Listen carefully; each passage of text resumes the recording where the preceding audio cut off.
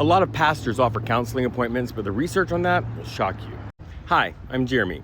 I'm a deep skeptic, also a pastor. So when pastors say, I do counseling, or you can make a counseling appointment for me, a lot of people imagine therapy, but that's not what's happening. So let me give you some stats, then give you some best case scenarios for how pastors are actually trained and what they are qualified to do that can actually help. A National Institutes of Health study found that a quarter of people who seek mental health treatment first contact a pastor.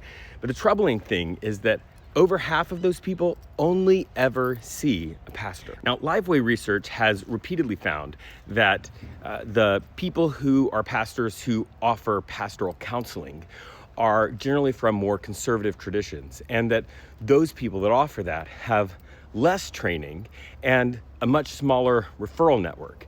In addition, those people generally use spiritual practices instead of therapeutic practices to treat the mental health issues. And one of the things that we know about those conservative traditions is that when it comes to being LGBTQ and dealing with that issue, they use something called conversion therapy, which is colloquially called pray the gay away, which is seen, it has really only one correlation, and that is in an increased attempts to unalive themselves. Let's talk about training. Now, to be a licensed mental health practitioner varies from area to area, but generally it requires a master's level degree or higher in that specific field, and then a couple of thousand hours of supervised practice.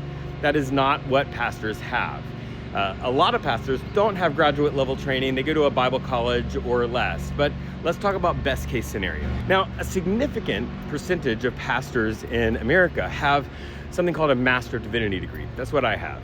It's an intense degree. Your general master's